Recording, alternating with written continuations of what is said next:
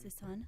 So this is the regularly scheduled meeting, Board of Fire Commissioners. The date is Tuesday, May 1st, 2018 at around 9 a.m. Let the record reflect Commissioners Ibarra, Glacier, Hara, and Woods Gray are present, and we have a quorum. Madam President.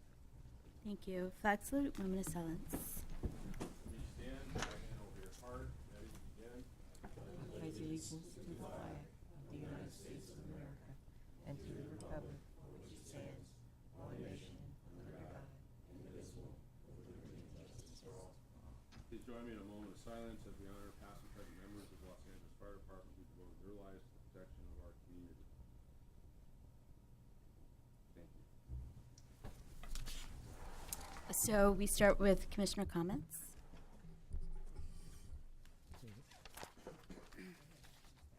Go ahead. Actually, it's been a whole month and a half since our last meeting. And the day of the last meeting, actually, Commissioner Woods Gray and I, we attended the Association of Black City Attorneys function. And in that, Council President Herb Weston was honored. And my colleague from Charles River University, turns out he and Mike Fear were apparently classmates in law school. And then a week following the last meeting, again, Commissioner Woods Gray and I, we had a nice lunch with the leadership of MySafe LA and learned a lot about what they're up to. And then roughly about the time the early April meeting should have been, was the Firefighter of the Year celebration, and Rosa Torres Tufts was honored, and really an amazing woman, and the first woman in, I guess it's year 51 now, and so for the first time a female was honored as the Firefighter of the Year, and I know Rebecca Nimberg was very happy that we had a female firefighter being honored, and actually I made comments at that meeting indicating that was the largest turnout we ever had for that event, and then yesterday, actually, again, Commissioner Woods Gray and I were at the mayor's event for women in leadership, and again, an amazing event, very moving, I thought, and here again makes me proud in terms of what our mayor is up to in terms of getting more women on all the commissions. It turns out apparently the majority of commissioners now are female, and and we're a good representation of that fact. And then Councilwoman Neri Martinez was also there, and actually I was at an event 1 week earlier where she was honored by the Program for Torture Victims. That was started by actually a colleague of mine, Dr. Jose Quiroga, who was a Chilean physician who was actually the physician to Salvador Allende, and he was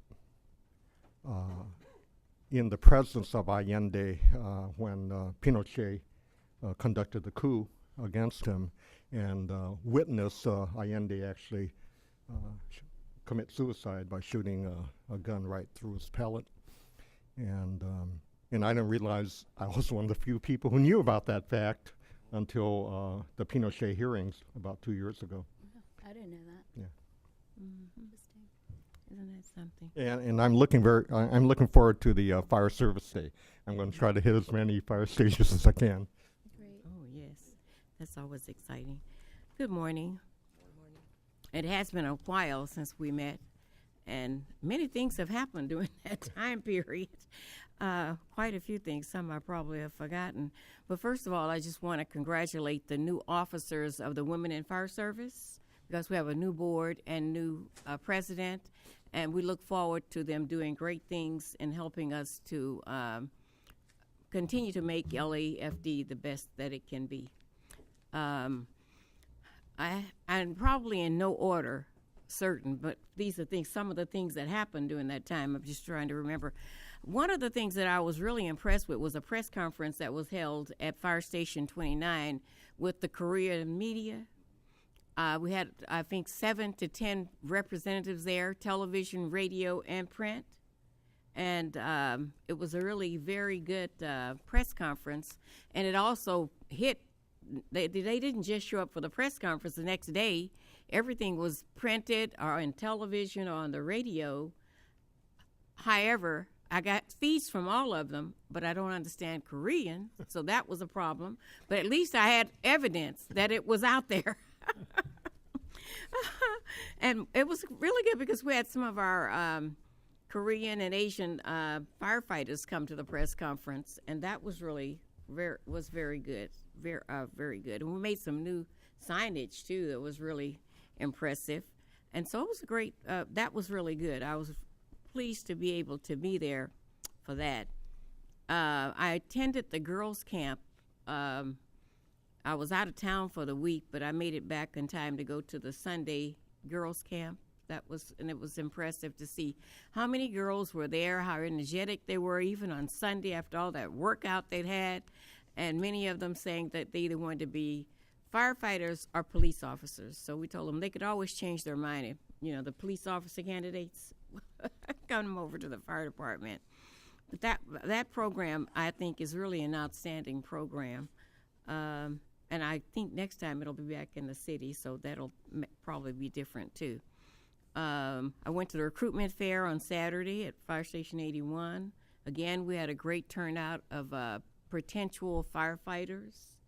All kind, just people from everywhere were there, both female and male, and I was impressed with that. Also, I was impressed with the firefighters who were telling the recruits, the potential recruits, what it was like to be in a fire station. It was good to hear their perspective on what it's like to be a firefighter and what their day is like, and giving pointers to people who might want to be there.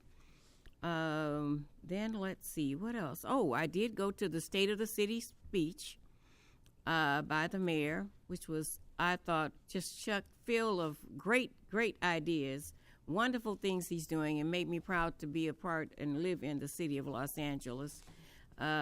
Because the mayor has so many great ideas and lots of things that he's already accomplished. The sexual harassment in the workplace workshop yesterday, I was very impressed with the speakers, all of whom had come from a background where they'd been harassed for one reason or another. And the woman who actually wrote the letter to the LA Times and started the investigations of many of the state legislators was there. And but it just reminded us, as the mayor said, he wants this to be a safe workplace for everybody, and he spoke out to his general managers that were there and told them about the what his expectations are. But his expectations, I think, are what we all expect from the fire department as well, our firefighters, to make the workplace a safe place for all people. And and it doesn't just affect women. It was very clear that it affects men also. So we have to look to that. And those men and women who are in the department have to accept and take ownership and speak up to people who you see are harassing people in any way, whether it's racial or sexual or whatever. Anyway, I thought the mayor did a great job on that panel yesterday and getting the message out. I attended Nuri Martinez Women's History Month, which was quite a celebration because she had various ethnic, cultural groups there celebrating with poetry and song and spoken word and music. And great food. And of course, I went with Dr. Hart to the different events that we both attended. I'm not sure. I think that's all that I can remember this morning. So that's enough, I think. Thank you. we stay busy trying to see what's going on in the fire department and in the city and staying connected and recruiting. One of the other things that I did that I have to mention is that I did go attend the Baptist Ministers conference meeting, and I took the recruitment flyers. It was like about 150 churches there, and supposedly they're going to help us to get firefighters. Let's see how it works. I'm going to make another visit this coming Monday to find out what the progress is and talk with them. But many people are just not aware of what the fire department is all about and how it works. I just met a woman last night who said, "Oh, my son is very interested in the fire department, but he has to attend this workshop first." I said, "What workshop?" I said, "No, that's not it. Go online, look at the process. He has to apply, take a test." But, so there are misconceptions about how you get into the fire department, even if people are interested. So I don't know what we do about that. However, it's a good week, and a lot of good things are happening in the city and in the fire department. And thank you very much. Thank you. Just a brief thank you to Fire Station 59 for hosting me for dinner a couple weeks ago. Had a good ride out with them. Thanks. Thanks. So now we move on to announcements, reports of the fire chief. Thank you, Madam President. It has been a while since we met. I'll just pick the highlights. On March 23rd, we had the 20th anniversary of the Fire 3 crash at Fire Station 27. We had the family members there from our 3 members that we lost, Eric Reiner, Michael Butler, Michael McComb. We also had some family members from the 12-year-old little girl who perished in that accident, Norma Vitas. Very heartwarming to see the families there, to let them know we haven't forgotten about their tremendous sacrifice. The following day, March 24th, I attended the annual St. Baldrick's fundraiser behind Fire Station 89. That's a PD-FD event. Our lead is Danny Wu. A great turnout as every year. Great cause. It's childhood cancer prevention. Very well attended. March 28th, I attended a council recognition ceremony recognizing Women's Recognition Month from women of the LAFD. Chief Crowley, apparatus operator Bullock, arson investigator Rosa Tufts, all attended. And then April 4th, was mentioned previously, the firefighter of the year was Rosa Tufts, one of my classmates in my drill tower class 34 and a half years ago. Very, very deserving, very, very well attended. On April 6th, we had a press conference with the mayor and the members of sanitation and other departments who helped in the rescue of 13-year-old Jesse Hernandez, who was trapped in the sewers for over 12 hours. Very, very heartwarming story. We had thought that probably the victim was not going to be found alive, and we were happily surprised that he was. And it really took a team effort from all the city family to get it done. April 7th was the LAFD Girls Camp, as was mentioned previously. That's our all-time high in terms of attendees. We had 77 young women. I also met the cast there from Fire Station 19, which is that TV show on Channel 7. And they feature women firefighters, and actually there was 2 women firefighters there that day. And it was great for the young women to meet the actors, and we intermingled with them and talked about fire service.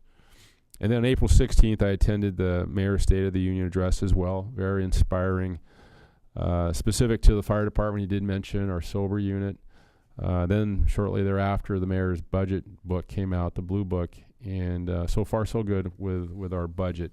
We are looking at an increase of around $18 million as compared to our current budget. It's not finalized yet. Council is still reviewing some requests. And then April 28th was the Career Expo. Good turnout there. Chief Kepner is doing a great job. And that concludes my report. Thank you. Moving on to verbal report by the department on significant incidents from March 20th to April 30th of 2018.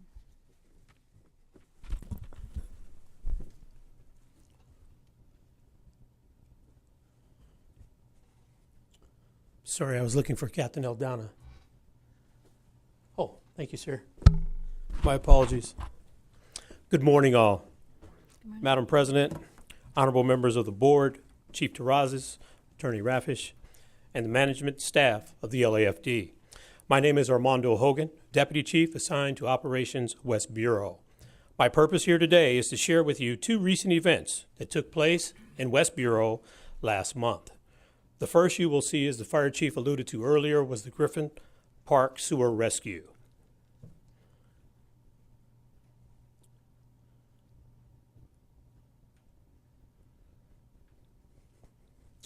Thank you. This occurred on Easter Sunday, April 1st, 2018, at 16:27 hours, and this was incident number 903. Upon arrival, LAFD Resources responded to 5254 West Zoo Drive and received initial reports of a 13-year-old male who had possibly fallen into an unknown drainage area and was last seen 25 minutes prior to LAFD arrival. Our Battalion 5 initiated rescue efforts from the point which was last seen. The point last seen was determined by his cousin, who was at the same location. This slide depicts the area where our young patient fell. This was confirmed to be an LA sanitation sewer pipe, roughly 24 inches to about 48 inches in diameter. The fall location that you see there was probably about a little bit of about a 3x3 area.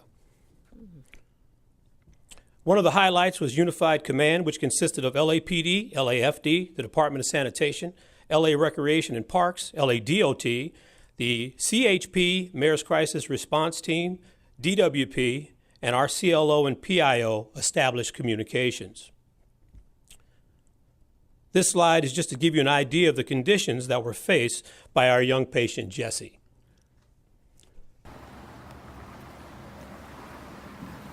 As you see there, that's the next area that you'll see is actually where he fell, through that area just above that. And we had a gradient flow of about 5 to 15 miles per hour. So that's falling straight down probably close to about 12 feet and then continuing to go down into the sewer area. This slide is a distance from the believed point of entry to the actual point of rescue. We were extremely fortunate that Jesse was found there. There were 5 areas that we were looking, and sanitation had something they called Navigate LA. As they looked under, they found one more hatch underneath the 134 freeway, and as we were discussing to shut down the freeway, they actually had sanitation folks in that area for the one that was not on their map, and we were able to raise that hatch up, and unfortunately, that's who they found when they opened that up. This was a 2-day event that concluded Monday morning at 0:55 hours. There are 2 members that actually found Jesse from sanitation under the 134 freeway, as mentioned, by removing the hatch. He was 11 feet down and standing in about 3 feet of water. And these last 2 slides just show the press conference that we had there in front of City Hall East, celebrating not only the fact that he was saved, but he was probably one of our few Easter miracles on that particular day. I'll take any questions on that if you have any at this time. And then the second incident that I will discuss is the studio fire that took place at 3779 Cahuenga Boulevard on Saturday, April 14, 2018, just before 7 a.m. This was incident number 304.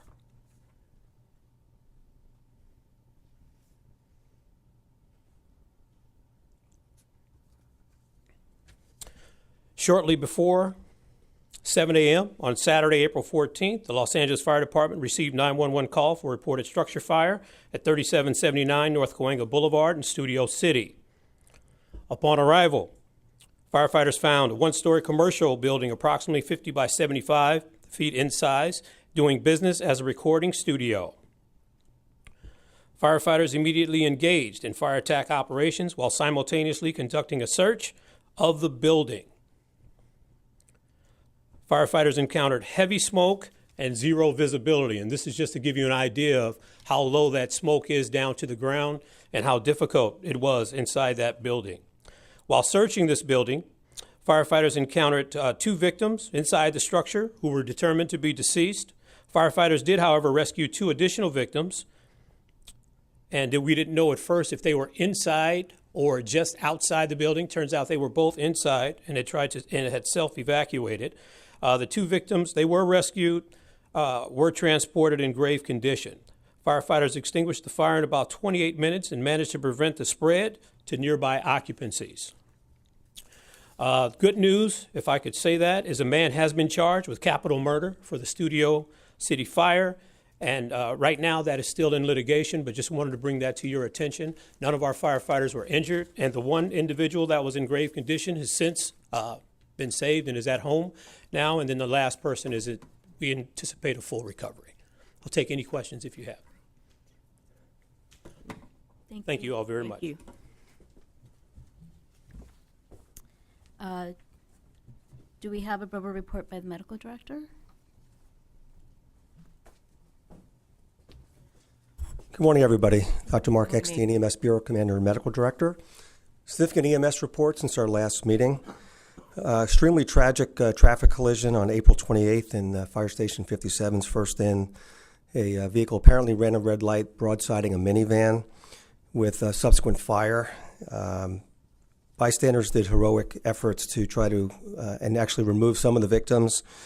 Tragically, there were 3 patients pronounced on scene from extensive burns, including an infant, a child, and 1 adult. And 2 patients were transported also with critical burns. Extremely tragic incident. Also highlights some of the difficulties our members encounter every day in terms of particularly stressful with two children who perished in that crash and ensuing fire. In the terms of turning tragedy into something positive, also on later that same day, Engine 29 responded, reported several victims down unconscious at a location. They found 3 patients, 2 of whom were not breathing, 1 of whom was turning cyanotic. Engine 29 administered nasal Narcan spray, which we've deployed to all our resources in the city, both advanced and basic life support resources, back in September. Proud to say we were the first fire department in the region to deploy the nasal Narcan spray to our BLS resources. Our members on Engine 29, which is a basic life support engine, administered the nasal Narcan spray to these patients prior to arrival of paramedics, and all 3 patients started breathing and were expected to make a full recovery. 2 other positive incidents of note. On April 21st, a 911 call was received by Metro Fire Communications for a 61-year-old gentleman who was witnessed to collapse at home by his wife. Our dispatchers at MFC used a tiered dispatch system, immediately recognized this was a time-critical emergency. The call was processed in about 50 seconds. Our dispatcher also provided dispatcher-assisted CPR instructions for compression-only CPR. Upon arrival of Engine and Rescue 93, the wife was doing CPR, chest compression only, on her husband, and through both basic and life support efforts, the patient got pulses, returned in the field, was transported to the nearest STEMI receiving facility, also expected to make a full recovery. The final incident I wanted to mention occurred a few days ago on April 29th. Similar, it was a 60-year-old gentleman witnessed collapse on a soccer field. Again, our dispatchers at MFC did an outstanding job getting the location at the middle school where this occurred, provided dispatcher-assisted CPR instructions for compression only. Engine 62 used their automated external defibrillator, took over compressions, applied the defibrillator, shocked the patient. Also, this patient achieved return of pulses prior to arrival of the paramedic ambulance and was transported to UCLA STEMI Center, also expected to make a full recovery. Both of those 2 incidents really highlight the importance and value of a strong chain of survival, which resulted in lives being saved. That concludes my report. Thank you. Thank you. Thank you. So now moving on to presentations. Oh, we do have. Good morning, Commissioners, Fire Chief Terrazas, City Attorney, Ms. Iniguez, Eric Scott, Fire Captain, Paramedic, Public Information Officer. Today we are honoring 2 of our own firefighter paramedics, Steve Hopkins and Jose Perez, for a cardiac arrest save that they had on a running track in Studio City. Now, the incident took place in September of 2017 at 6:30 in the morning. A 72-year-old man was performing his normal morning routine that he has done for 15 years, and that's running on the track there at Harvard Westlake High School in Studio City. He actually completed his run, and during his cool-down lap, collapsed. Fortunately, a nearby groundskeeper did witness the fall. He ran over, realized he was not conscious, began hands-only CPR, and contacted 911. Now, simultaneously at Fire Station 78, our members were making relief. And Steve and Jose were beginning their morning routine that they have done for years. As they're checking out their equipment, the tones go off for light force and a paramedic rescue to a cardiac arrest incident. They quickly arrived on scene. They found the patient was still on the ground, pulseless, not breathing, and in cardiac arrest. So Steve and Jose, along with the assistance of Light Force 78, took over CPR, determined that he was in a lethal heart rhythm called ventricular fibrillation. They started an IV, they delivered drugs, epinephrine and amiodarone, and they actually delivered 2 electrical shocks to the patient. That patient was then rapidly transported to St. Joseph Medical Center, and due to these firefighters' excellent efforts, the patient actually had a return of pulses and stable vital signs before they arrived at the hospital. And even better yet, the patient was released from the hospital 1 week later with no deficits. Now, we'd be remiss if we didn't mention also the critical role that bystander CPR played in this successful outcome. I was actually surprised to learn that each year in the United States, more than 350,000 out-of-hospital cardiac arrests occur, and about 90% of those die. But if there's CPR, and especially performed immediately, that doubles or triples that chance of survival. And certainly we're proud to state that our own Community Risk Reduction Unit has provided CPR and AED for over 2,000 residents in monthly classes as well. Now, St. Joseph Medical Center, where this patient was transported to, is creating actually an internal video to gain funding for their own emergency room. And they're highlighting this exact cardiac arrest save and the great collaboration between our firefighter paramedics and their own emergency room.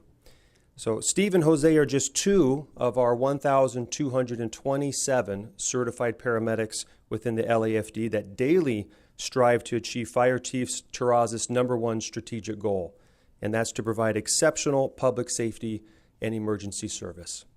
So now we'd like to invite up to be recognized firefighter paramedic Stephen S. Hopkins and firefighter paramedic Jose L. Perez.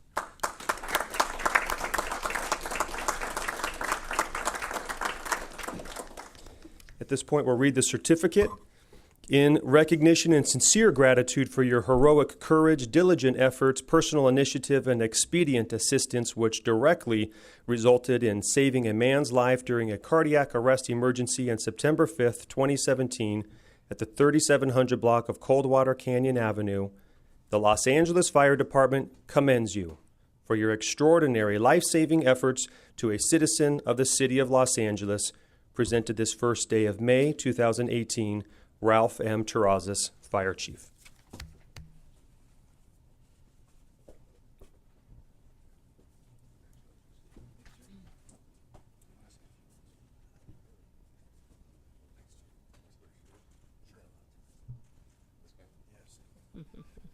They're drawing straws. The short straw has to speak. What can I say? When you heard some stories this morning of the incidents in West Bureau, the sewer rescue, the stories Dr. Eckstein shared, the chain of survival. And behind me you see 2 firefighter paramedics who actually had a huge success that day on the track. We are an all-service public safety provider. We have to deal with brush fires and medical calls and sewer rescues and cliff rescues, and I can go on and on and on. And I'm so proud to be part of this organization and so proud to recognize the members behind me. In my travels, I always say that fire and EMS are equally important. One's not more important than the other. And we've done a lot in the last few years. We've created an EMS bureau. We have Dr. Eckstein in charge of that. We've created a paramedic rocker that goes underneath our patch. I want our medics to be proud that they're medics. And I can't think of a better way to show them than to recognize their outstanding efforts on incidents like the one we just recognized. So congratulations, good work, and sorry, Jose, but you're the one that drew the short straw. So please come up and say a few words. Thank you, Chief. Just real quick, I'm not real big on public speaking, so I actually took the time to make a few little notes here. First and foremost, I want to thank God, and without him, I wouldn't be alive today. I also want to thank my parents who unfortunately couldn't be here today. They live in San Diego. But again, without them, I also wouldn't be standing before you all today. Third, I want to thank Chief Terrazas. I want to thank the Board of Fire Commissioners for giving me the opportunity to work for this great fire department. It took me 4 years to get on with LA City, but perseverance got me through it. And I'm thankful for being here and for everything else that's come with it. Also, let's not leave out the members from Fire Station 78 on that morning, because all of us together were responsible for saving Mr. Hill's life. Myself and Paramedic Hopkins here, we played a small role in a bigger role, and without everyone's contribution and everyone doing their part is what contributed to ultimately saving Mr. Hill's life. And again, that's short and sweet. And again, thank you for the opportunity. Thank you for the recognition. Appreciate it. Thank you. Thank you.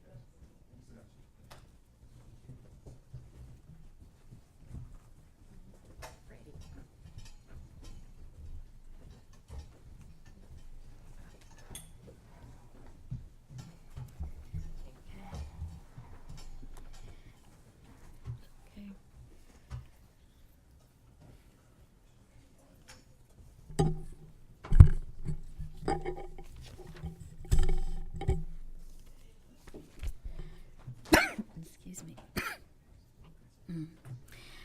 So now we move to consent agenda items. Okay, I move recommendations for items 4A through 4I. Second? All in favor? Aye. And we have our first item, 5A, and the regular agenda is report by the department on the Sobriety Emergency Response Unit.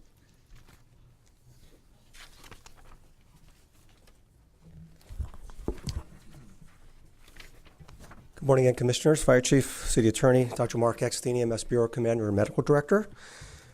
It's my pleasure to report to you today an update on our first ever Sobriety Emergency Response Unit, or SOBER unit. The LAFD implemented its first ever Sobriety Emergency Response Unit on November 14th, 2017. This was an effort to create a paradigm shift to deal with increasing demands on our EMS system with serial inebriates, most of whom were homeless individuals. As any member on our department can tell you, these individuals take a significant toll in terms of our workload, and perhaps more importantly, aside from tying up resources, we're not ultimately helping these individuals because we basically are forced to transport these individuals repeatedly to emergency departments where they get sober and then are released back onto the streets with no ultimate definitive care or solution to their addiction. This recidivism is something I've seen in my career as an emergency physician for 30 years, and it led me to believe clearly there has to be a better way. Through collaboration with multiple stakeholders and funding through the Mayor's Innovation Fund, we're able to implement the Sobriety Emergency Response Unit. This innovative resource has a unique mix of individuals in terms of its staffing model. We have an experienced firefighter paramedic. We have a nurse practitioner who's actually an employee of Exodus Recovery, which is a nonprofit organization that works under the auspices of Department of Health Services, who has expertise dealing with serial inebriates. And we also have an Exodus Recovery case manager. These three individuals form a formidable team on our sober unit. And the primary responsibility of the nurse practitioner is to safely provide medical clearance on these high-risk individuals. The case manager establishes a rapport and a level of trust with the patients, and our paramedic also helps provide medical clearance and handles all operational and scene safety issues. So in terms of some of the metrics which you have in your report, since we went live with the sober unit, which again is on a 410 schedule, it's based out of Fire Station 4, and has a primary response area in and around Station 9's first in, which encompasses Skid Row. They've had 319 patient encounters as of last week. They've transported 279 patients to the Sobering Center. Again, that's a freestanding sobering center that's operated by Department of Health Services on 6th and Maple in the heart of Skid Row. They've transported 6 patients to the Exodus Mental Health Care Facility over by USC. In terms of turnaround time and impact, these individuals had an average length of stay of 10 hours at the Sobering Center, which freed up our resources considerably and decreasing wall time at nearby hospitals. In terms of making this more on a personal and humanistic level, so these almost 280 transports to the Sobering Center would have resulted in 280 paramedic ambulance transports at County USC with untold number of hours of wall time.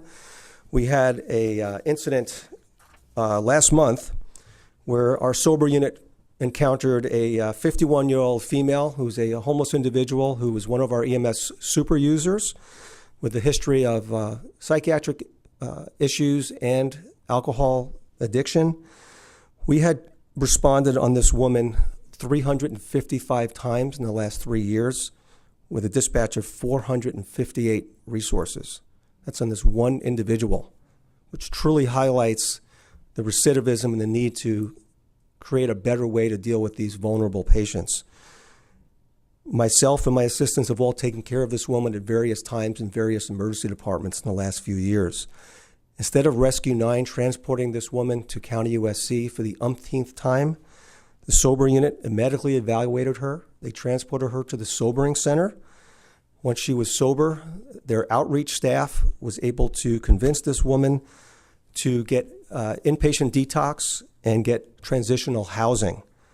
Since this transport on March 13th, she's had no admissions to any hospital in the county, and she's had no encounters by our department.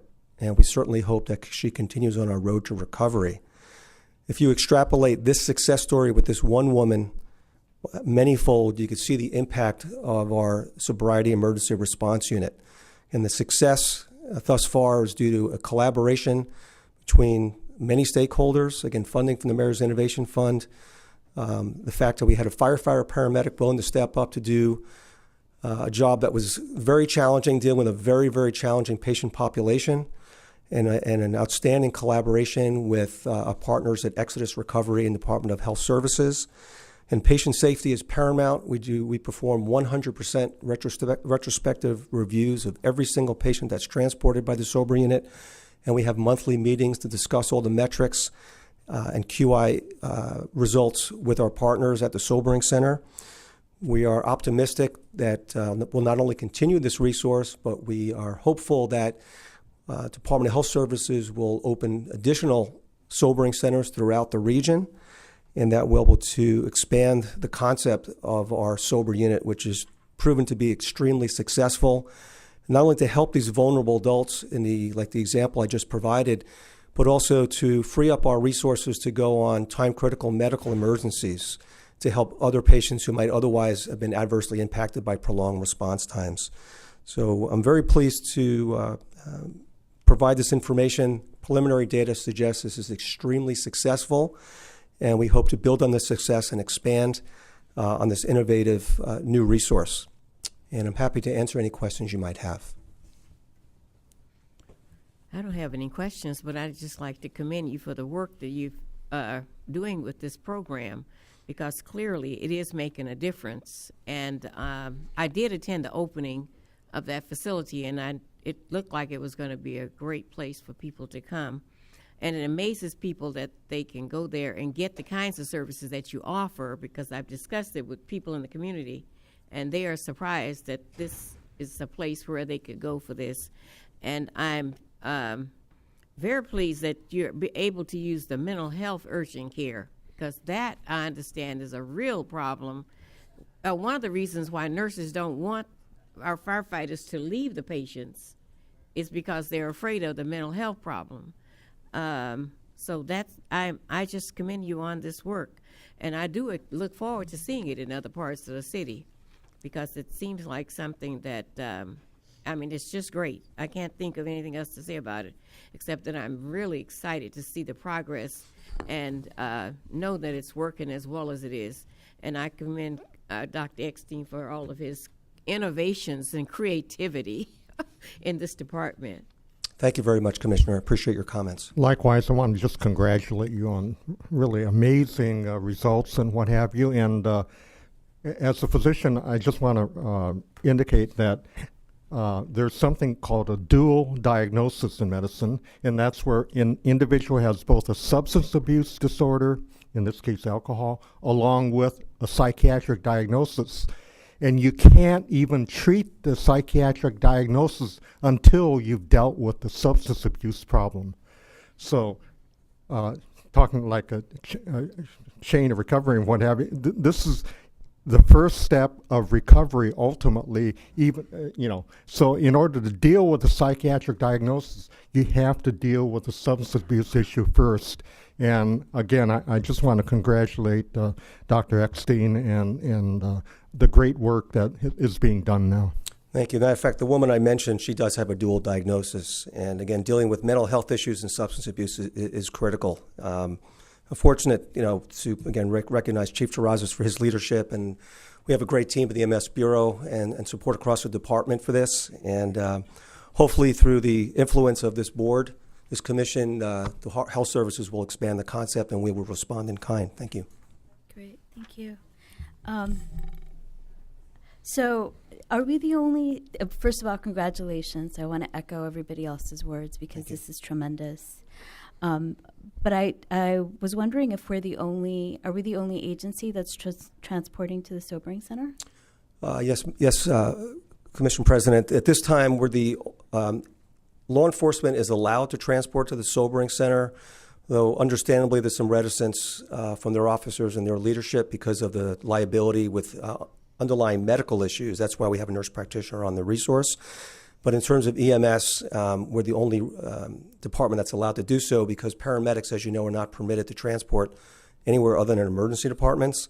But with a nurse practitioner on board, this is kind of a similar to one of our APRUs with a singular mission, as it were. So yes, we're the only provider agency that's allowed to transport to the Sobering Center, other than law enforcement, which is don't really have any codified protocols. Mm-hmm. And again, legal opinion from city attorneys I've spoken to have understandable reticence with that. I will mention we are working closely with LAPD Mental Evaluation Unit, MEU, to collaborate with these vulnerable patients, because they do typically have a combination of psychiatric and substance abuse issues. Right. I was reading that there's an effort to change state law so that paramedics can transport. If that happens, are we going to have are more of our units going to be able to transport? Yes. So the Gibson bill, I believe it's AB 1795, which is currently working its way through the legislative process. I believe got out of committee last month. In a nutshell, paramedics with additional training as stipulated by the EMS authority and the local EMS agency of the county would be permitted to clear patients medically and transport them to alternative destinations such as mental health urgent care facilities and sobering centers. I'm hopeful it will pass. I know it's had tremendous support by the LA County Board of Supervisors, particularly Supervisor Hahn. And the Hospital Association of Southern California has also given very strong support for that bill. So we're hopeful that that passes and that will enable us to expand the concept with our paramedics. But of course, we'll need additional sobering centers where to transport these patients. Oh, okay, because they don't have capacity right now for more than what we're transporting right now? They currently, most of the time, the sobering center does have capacity, but they don't want patients from all over town coming there, because upon their release, then they end up with more of these individuals at Skid Row, which will exceed the capabilities of the outreach organizations there. So we're working as supporters with all the other stakeholders and to try to support the efforts. We know there's a lot of other areas of the county and the city that are in need. So we're watching this very, very carefully, working with state and local agencies to support expansion of this concept. Okay. So let's say that somebody does, like the lady that you mentioned, let's say that she does want to get sober. Where does she get transported once she leaves the sobering center? In that situation, so every client or every patient that goes to the sobering center, once they're sober, and there's a nurse or an NP at the sobering center, they have case managers who reach out to try to get these individuals into detox and transitional housing. Often it takes many, many visits before the client accepts that offer. And those are the true success stories, because usually these individuals have been transported by EMS sometimes hundreds of times to local emergency departments. So that offer is always made. So they're given a safe shelter where to get sober. They're a place to get clean clothes, food, and the main thing is to try to get them to break their cycle. So every client's offered that. Nationwide, the success rates are low. They're usually typically less than 5%. But again, if you look at the volume of times these patients encounter EMS and law enforcement, even if it's a few percent, it's a huge victory for everybody involved. Right. And then lastly, I just wanted to ask about the 410 schedule. So which 4 days are they on? Yeah, so that's a good question. So this is a special duty resource. So they currently work Tuesday through Friday from 10 a.m. to 8 p.m. And clearly reaching out with stakeholders who have the experience in San Francisco, who have had a sobering center there for many, many years. And we looked at our metrics by volume of incidents by hour of the day.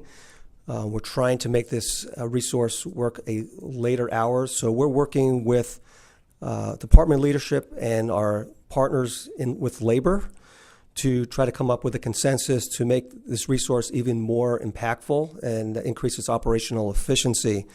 And obviously that there are labor and management's involved with that. But to your point, our preliminary data suggests this resource would even be more impactful if it worked later hours, probably shutting down closer to 10 p.m. or midnight. Right. That makes sense. Mm-hmm. Okay. Madam President, Yes. I had a conversation with Assemblymember Gibson regarding that bill, and he is aggressively working it. That's great. Along the lines of efficiency, I got two questions on the so 3 point. So it's obviously there's a lot of potential here. 3.7 patient transports per 10-hour shift. It's not a ton. Is that? I imagine there's probably more need out there, though. Is that an awareness issue, or is it an hours issue, or is it both?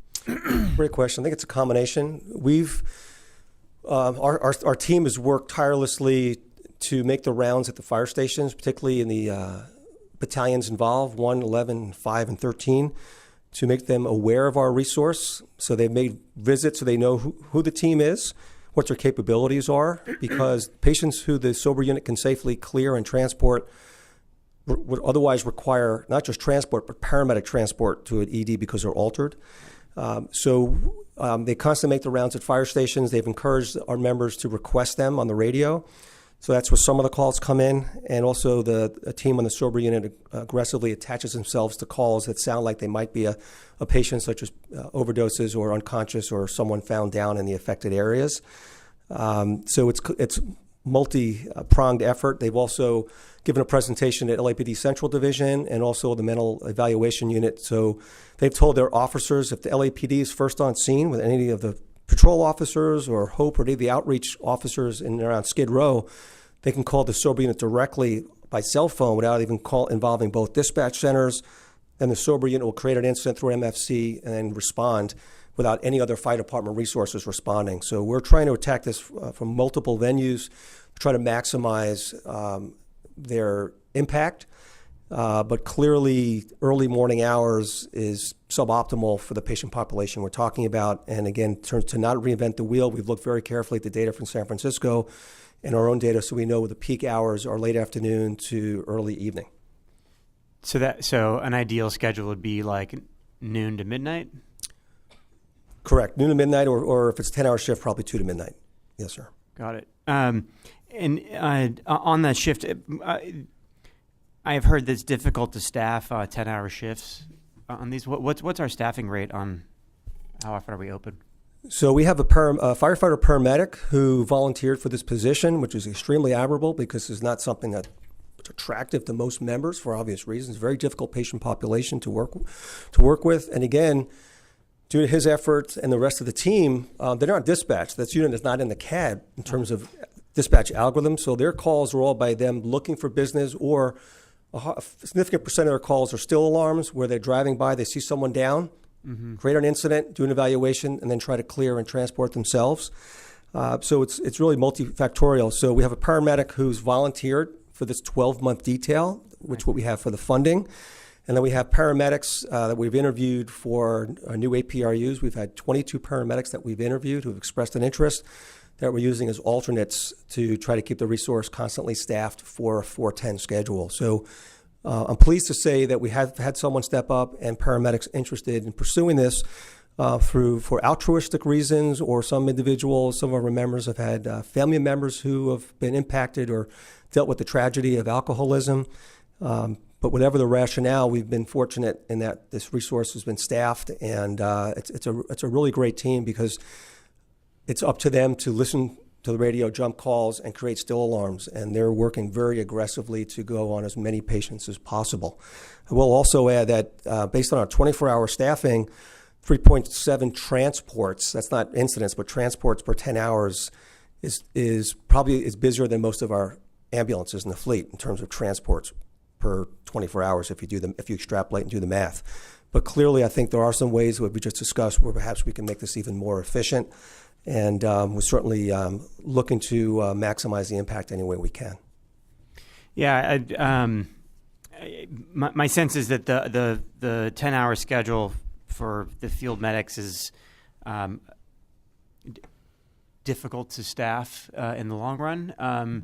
It's great that you have somebody who's assigned a detail, because obviously that's different than trying to staff it as an overtime spot. I think if we're gonna, I think we need to commit to these resources to say this is the right path to go. It doesn't take a lot of. I don't think we need a lot more data to know that this is an important piece of the puzzle here for us to figure it out. And so if that's the case, then committing to the hours and the schedule to get it staffed, which is to say, offering it as a 12-hour shift versus the 10, and that goes for a lot of these kinds of units, is that, if we want to commit to doing it and there's a benefit to everybody, then that means, we're looking at things like 12-hour shifts in here, and which makes it easier to capture the time frame, even though there may be a little bit of time on either end. So yeah, there's a little inefficiency there. And then also just getting this into the CAD so that we can dispatch. I know that's not an uncomplicated thing to add into our CAD, but it certainly makes a difference to be able to have dispatchers who can intercept a call and say, hey, we're going to send you the sobering unit instead. Because to your point, the positive ramifications of being able to dispatch the unit for hospitals, for medics, for the general public safety are they're not insignificant there. So I look forward to seeing how that gets worked out. But I certainly hope to see us as a department, just doubling down on these kinds of resources and putting the shifts in that I think they deserve, and the timing they deserve, which I know requires a little bit more investment, but I think we get that investment back in a lot of important ways. So I look forward to seeing how that evolves over time. Again, But we're going to be it's- working closely with our partners with labor. There are a number of paramedics who actually want to work a 410 or some other schedule. They want to be home in the evening. So I think something that also really reaffirmed to me that this was the right pathway. We had I saw Engine and Rescue 9 respond right in front of the Sobering Center a few months ago, right when we launched this and had one of our first meetings. And when we took the opportunity to explain to the captain on Engine 9, who runs 25 to 30 runs a day on these types of patients, the concept and the paradigm shift, he actually gave me a hug. Yeah. He said, "There's finally room for cause for optimism." So I know we're on the right track. We're working with all our stakeholders to try to maximize the efficiency. And again, we want to make this something where our members want to work on it, not that they have to work on it. No, look, I think it's great. I think people want to work on it. I also know that addiction doesn't just happen on Tuesday through Friday. Of course. So, if we're going to commit to the resource, then 7 days a week, that's. Look, I'm all for pilots and trying it out, but I'll just say, look, let's commit to the concept and say this is a problem. People are having issues with sobriety 7 days a week, and we can, focus. Especially in Skid Row. Yeah, we can focus on the hours of 12 to 12. But enough of the satisficing on this stuff. We just need to say we're doing it and do it. And the members understand, they appreciate this kind of thing, and I think they just want to see more of it. Same as all of us do. We want to see a full commitment to this. We have to change our model here, and changing our model doesn't mean responding to addiction 4 days a week for 10 hours a day. So, and I suspect I'm preaching to the choir here, but I just think it's important that as a commission we are saying we're committed to doing this 7 days a week. If I could weigh in here, the scheduling is very similar to our bike medic program at LAX. We had a pilot. We now are updating the CAD to reflect the bike medics in the CAD. And we've committed to LAWA that we will have a 7 days a week operation, 20 hours a day, which is 2 10-hour shifts, which does not create a new work schedule. So I do have a verbal agreement from labor on that part. I don't see why we can't apply this to the sober unit as well. And I agree that it should be 7 days a week. So that's our goal, is to get there. But this is just the beginning. Yeah. So I'm sure I understood that it would probably go, because it seemed like weekends would be worse than a Tuesday through Friday. But that was my understanding, and I would hope that it would, as the commissioner said, be expanded, because it seems clear that it is working. Yeah, there's a need. Is the sobriety center open only during the 410 schedule that we have?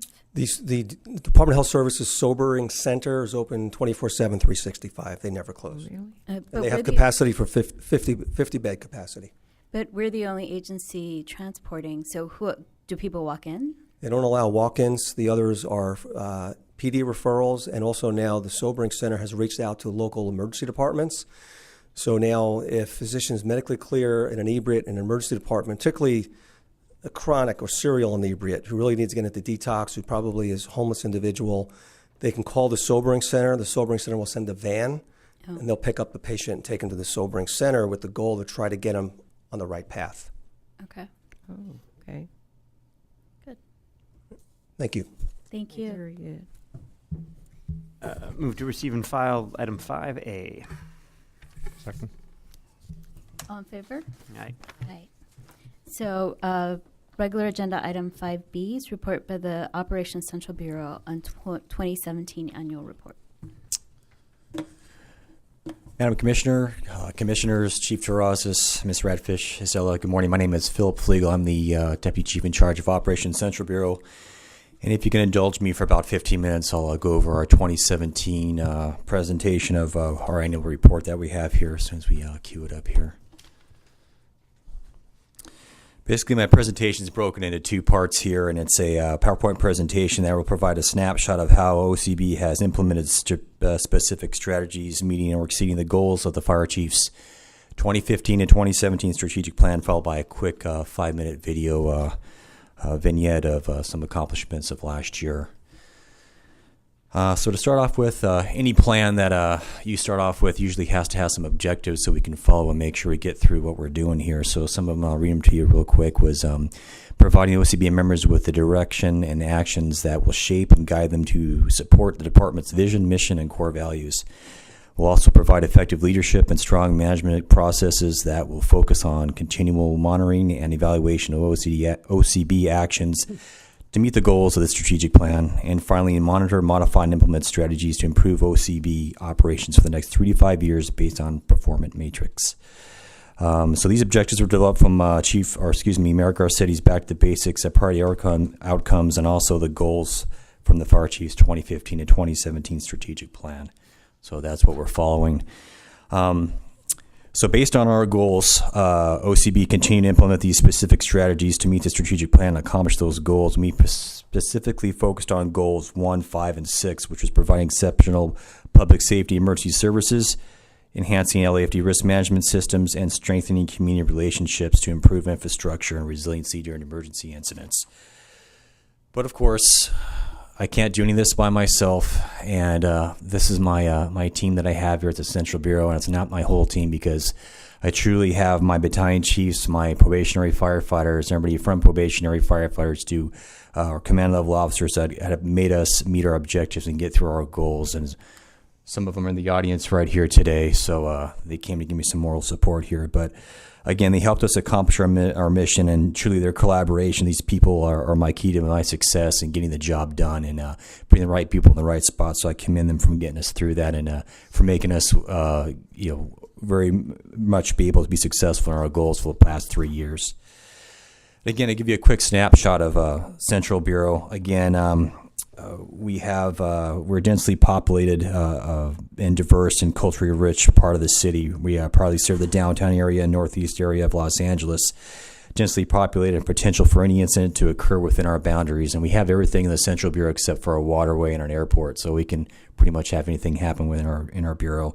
5 council districts, 24 neighborhood councils. We're home to one of the 2 24-hour assistant bureau commanders located in the city. That assistant bureau commander brings extra command and control organization, and most of all safety to escalating incidents.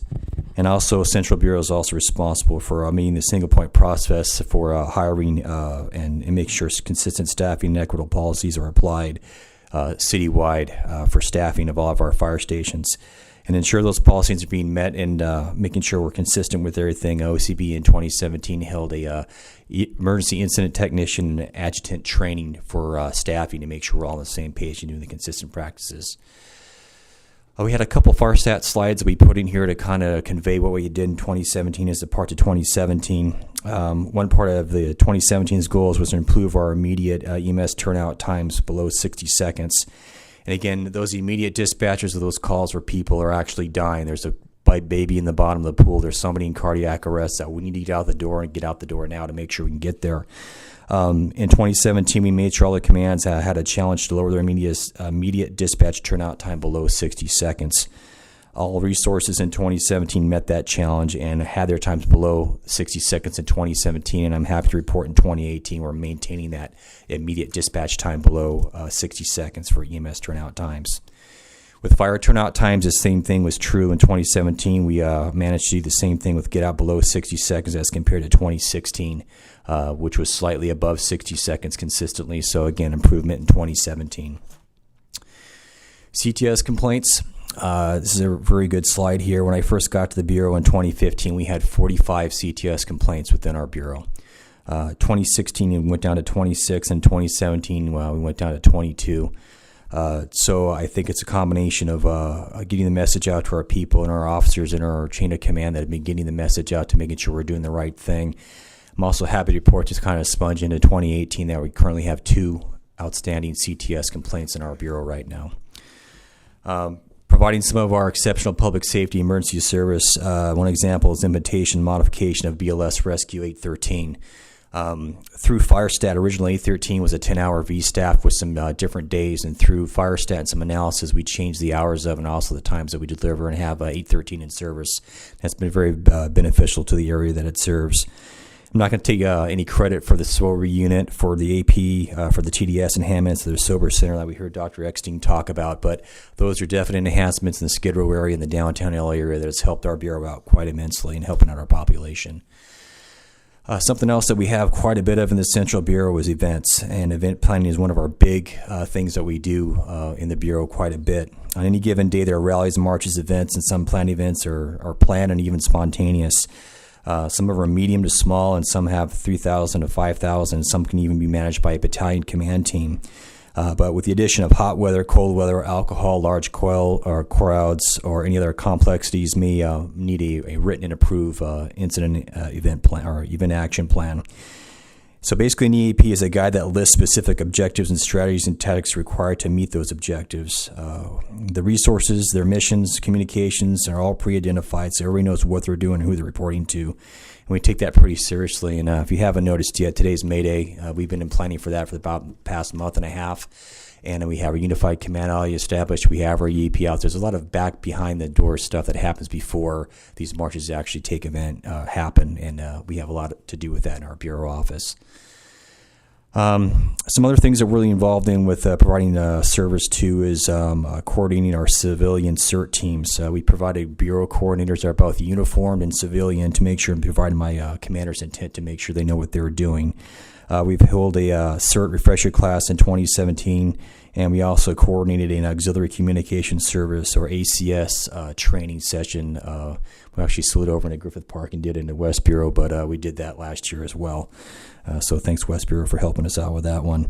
And also we use our CERT members for around the 4th of July holiday, too, and get our community fire patrol out and have that visual presence around the areas to make sure people know that we're out and about and taking a look at things and make sure things are taken care of during the 4th of July. Other collaborations that we've had, the partnerships with MySafe LA. We've had American Red Cross, FireStat, City Council offices conducted threat assessments for specific target hazards for disaster preparedness training to actually assist us to mitigate high-risk incidents and develop recovery efforts. We've had canvassing programs, health and safety fairs, and also hands-only CPR training in the Bureau.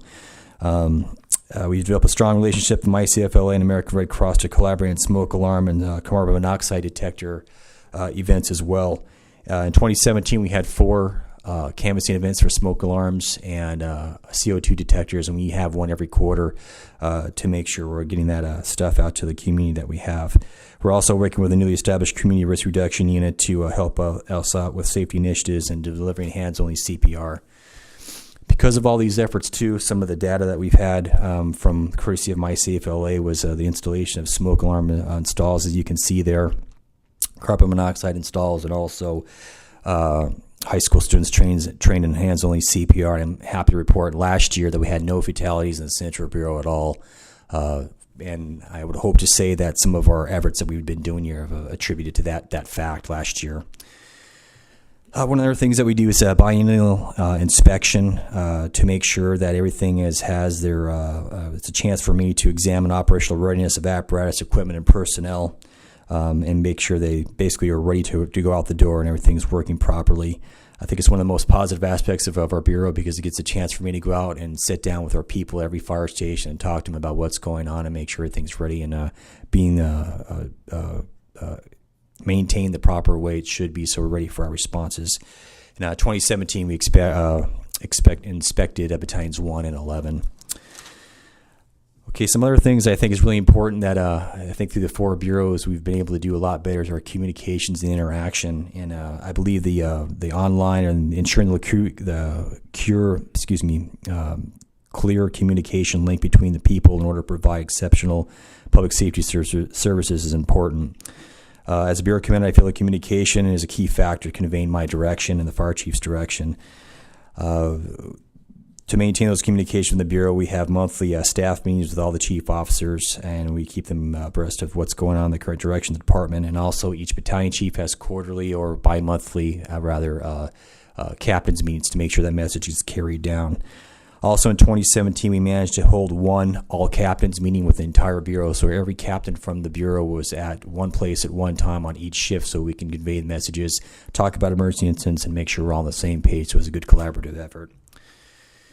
One other thing we're also accomplishing in 2017 was a development and an exercise of our COOP plan. In 2015, we developed it, kind of got together in 16 and 17, we finally exercised it. And as you know, in case our Bureau office goes down, we need to be able to recover and get back on our feet so we can provide services. So we're able to get that plan developed and up and running and actually exercise that in 2017 as well. Some other things we're doing to just kind of make our Bureau function well is the targeted training through lessons learned approach. We developed a yellow sheet, is what I call it, in 2017 to have a quick after-action review of incidents that occur in the Bureau, both EMS and also fire-related. Basically what it was is just to make sure we're all on the same page for successes and challenges and lessons learned, and we got that out to every platoon at the Bureau level so we could all learn from each other's I want to call them mistakes, but successes, challenges, and lessons learned from every incident. Since then, we've developed a new AAR process that we use from the EOPS that we kind of got rid of this form here, but we use an EOPS form now. But basically, again, that message of getting lessons learned out is very important for the Bureau. As far as our risk management systems, one thing that I really am prided upon is making sure that we have consistent training to mitigate any type of risk we have in the Bureau or during emergency incidents. And mandated people and members be trained to understand the true importance of emergency traffic and operational risk management, understand that policy. OCB conducts quarterly command trainings for all chief officers within the Bureau every quarter, and we really focus on Mayday operations too, because that is truly the test of if there's a firefighter emergency, to make sure that we have people that can orchestrate and make sure we take care of our own in the case they encounter a firefighter emergency. And again, in 2017, we were able to deliver 4 command training sessions within the Bureau. Getting close to the end here now, so please bear with me another couple minutes. A couple other things to improve our infrastructure. In 2015, we developed our Operations Central Bureau Public Safety Advisory Committee. Again, that was a chance for us to meet with our stakeholders and our other people within the community and discuss local threats and vulnerabilities, and also be able to discuss any other things that we have going on within the city itself and a quick snapshot of what's happening within the fire department, and be able to discuss plans for preparedness, mitigation, response, and recovery during disasters. And again, in 2017, we had 4 of those meetings once a quarter. And again, we also strengthen our relationships with our neighborhood councils. There's 24 of them, which we attend each meeting through our battalion chiefs. And then we also sponsored a LAFD, LAPD community breakfast this last year to make sure we got good face recognition with all the trainings or changeover in LAPD personnel and their command staff that we had. Okay, emergency preparedness programs. Again, we collaborated with other institutions such as Cal State LA, Union Station, Los Angeles Dodgers, LA Live, and to have active shooter exercises and be able to respond and talk about atypical events. And we also be able to develop some emergency plans with Dodger Stadium as well in relationship to the playoffs and actually the World Series that we had last year. Finally, our social media is a big part, as we all know. These are some of the analytics for what we have in Central Bureau, what we're delivering right now. And again, I think that strong false multiplier of getting our message out has been really achieved through our social media. And we put something on Facebook, and then it takes off like wildfire, as we all know. So it's a good way to communicate with our people in the Bureau. We're able to put out one Central Bureau newsletter. My goal was to try to get one a quarter, but it is a lot of work to put it together. But we did get one out last year, so that's a copy of it there, and I'm pretty sure we sent one out to all the fire commissioners as well. And finally, this all culminates with our goals and objectives in the Fire Chief Strategic Plan, and getting everything done is basically just the incidents that we go to. It all comes down to making sure our people are safe, they understand how to communicate, how to do their job right, and they're trained well. These are some of the samples of the incidents that we've had in the Bureau in the last year. And the bottom line, the fruits that we discuss makes the citizens of the Central Bureau safer, and it also makes the firefighters and the paramedics safer that in the Bureau that we serve. Future goals we have for the Bureau here is just meet or exceed the Fire Chief's new strategic plan goals and benchmarks, communicate with the Fire Chief in restoration of OCB resources based on performance metrics, and continue to develop relationships with city partners and civic organizations through consistent engagement and communications. So I think the bottom line here is the 4 geographic bureaus have improved communications, relationships, and training, which has provided for a better, safer service delivery to the citizens of Los Angeles. And I think all 4 bureaus have done a great job of doing that. So before I take any questions, I'd just like to do a quick video montage, and then I'll take some questions from the commission.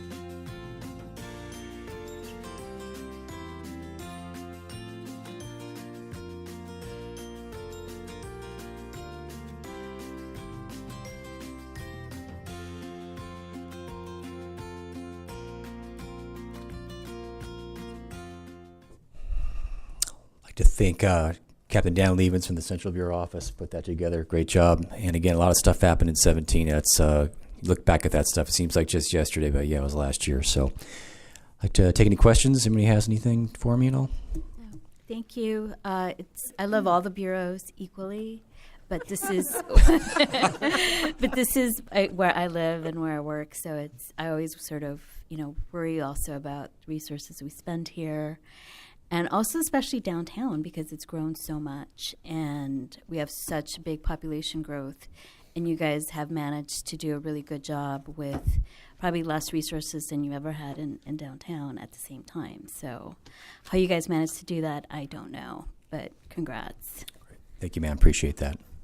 Thank you for the report. It's evident that there are a lot of new things happening in your particular bureau. Just as the commissioner said, the high rises always have been a concern of mine, and they're all downtown. That's a real concern. But the end of your video just highlighted how much tragedy has happened in one bureau. I never thought of all of those people being in one bureau. So you've had a lot to carry this year. Yes. Thank you very much. That was a good report. Thank you. Thank you. Chief, thanks for the report. Looks like lots of good stuff happening in the bureau. I'm curious when you think about the. You mentioned turnout time, which is clearly you'd seen some great improvement in your turnout time, meeting all your benchmarks. So congratulations on that. Are you also looking at the composite operational response time, and if so, what are you seeing there? Yeah, we looked at that, and it's really sometimes kind of hard to compare that because downtown, as you know, that composite has everything. It's from the actual dispatch to the turnout time to the en route time, the on scene time.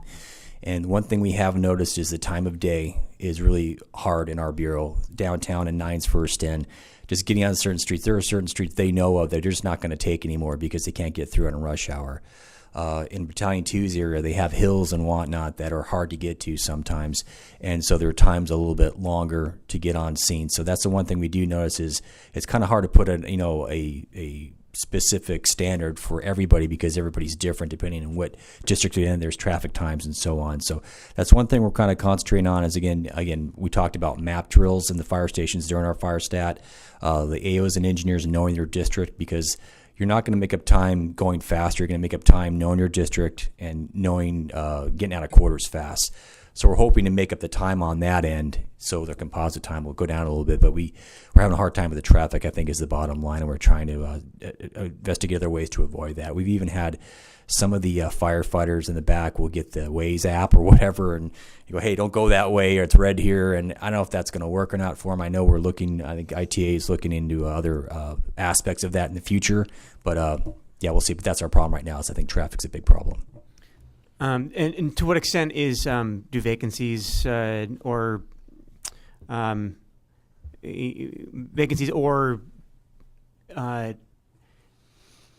just resource collisions, people being out of quarters? How I mean that must impact your response time as well. If you're getting a call in one district, but you're missing rescue in those districts, and so you're dispatching from farther away. Obviously, it's going to magnify the impact of traffic. And to what extent are you able to kind of splice that out to say, well, look, we're having an issue with our response time in this area, but it is as much due to the fact that we are dispatching more from one station, and therefore we're out of quarters more and don't have a resource there, versus just like straight up like it's rush hour? Yeah, that's a good question. We work really closely with MFC, and they have the board there, and they can see what's going on. And quite frequently, they'll call me on the phone and say, "Yeah, 9's is dark or 9's is red right now. We're going to move rescues up, or we're going to move resource up." And they pretty much do that on their own. They're asking me out as a courtesy, but they have a really good grasp at the specific times from like 1400 to about 1800. They take a good look at the downtown area. And that's where our biggest concern is usually in the afternoon. And they actually do a lot of those things where they kind of start switching things up to have move-ups and make sure that the districts are covered the best they can. As far as anything I'm doing, we've talked about, possibly having move-ups on a daily basis to certain districts at that specific time because that's when that spiked. We've talked about it. We haven't implemented it. Again, I'm leaving Metro to handle that right now, but I'm still talking with FireStat if there's a better way to maybe we should always have that key turned on at a certain time, a certain day of the week. We're still talking about that right now. But for the most part, the collisions that occur with having vacant districts, Metro is doing a pretty good job of facilitating and managing that for us. Yeah, I mean, I think to your point, I would think at this point you've got enough data to be a little bit predictive about it, to say, where can we move people?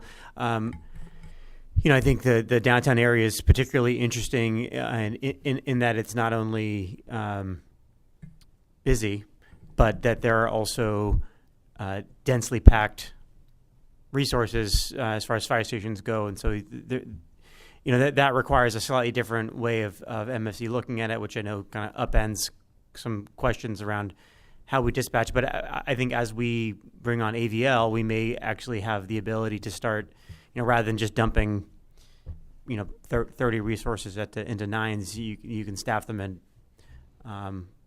some of the surrounding areas without losing much in the way of response time.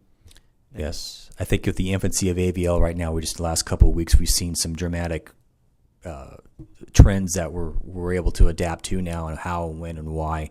So that's going to help us out tremendously once that does get more online as it does go. And again, a lot of stuff that Dr. Eckstein has done with the TDS dispatches and tweaking things, and the districts opening them up a little bit wider for nines. And I keep harping on nines. It's all the bureaus or stations in my bureau. But all these small things are making headway. And the one thing that Madam President talked about was the densely populated areas, and we're managing. And I'm just going to go out on a tangent here, but we need to build up. I think somebody went to a ceremony the other day, and I said, or somebody said, yeah, the new bird of Los Angeles is the crane. Crane meaning the crane that carries everything. And if you look at it, that's all we're doing is building, but we need to get our infrastructure built up to manage those things. So downtown's being pretty impacted. So something for you guys to look into a little bit more as the years go on. I could add to that point, and it's accurate. With all of the construction and development happening throughout the city, we are now in a good place in terms of working with the developers. There's a project, just yesterday we were talking to a council office, and we talked about the developer's offer to build a substation or other options to fund purchase of apparatus or to contribute to a fire station maintenance fund. So we are taking that approach with all council offices, and we have to take advantage of it while the building boom is ongoing, because once it ends for a few years. So along those lines, what is the kind of planning that you have access to, just to project population trends so you can see what your needs might be? Right now, actually funny, Controller Galperin came to Fire Station 9 a couple days ago, and we had a conversation about that, about some of those things that he has and analytics that we talked about. Don't have anything specific. I know the fire chief's working on bonds right now for fire stations, and it's like nines again. The example is the station's just its capacity. We can't put any more apparatus there. So what other properties can we find around that area that maybe the controller can help us out with to find, so when we get a bond, we can put a bigger fire station there. But as far as specific things, I have not looked into where we're at and where we're going as of right now. So again, I'm kind of depending on the planning and also some other people to help us out with that. Yeah, that's maybe something worth us. You mentioned it's something for us to think about, but we only think about what you give us to think about. So to the extent that you want to give us something to think about related to planning for coverage for the city, okay. That's something that I think would be good for us to be able to see some population projections. We hear about it all the time. People say, well, we need more members. Like, I believe we need more members, but, without knowing where the trends are, Central Bureau is in some ways ground zero for that, given, the numbers of units going up, right now. So it's something to think about for us. And again, through FireStat, like I said, 813.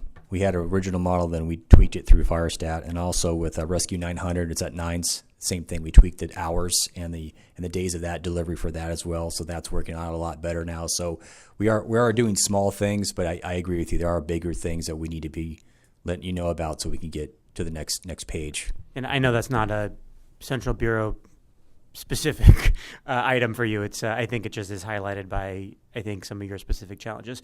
I'm curious about other needs you might see or other challenges you might see that you're hoping to overcome or address in your bureau.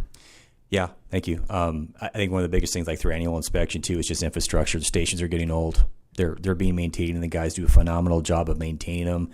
But you can only maintain a 50, 60, 80-year-old, in some case, fire station so long where it's just not feasible. And like I said, we're busting out of the seams of all of our capacity with apparatus. They're getting bigger. We're getting more apparatus. So I think, like Chief Terrazas has already looking on bond projects, but especially in the downtown area and the older fire stations need to be not only newer ones, but also the maintenance budget items for line items for maintenance and infrastructure to keep those things up as well. So, Okay, thanks. Thank you. Thank you. Thanks, Chief.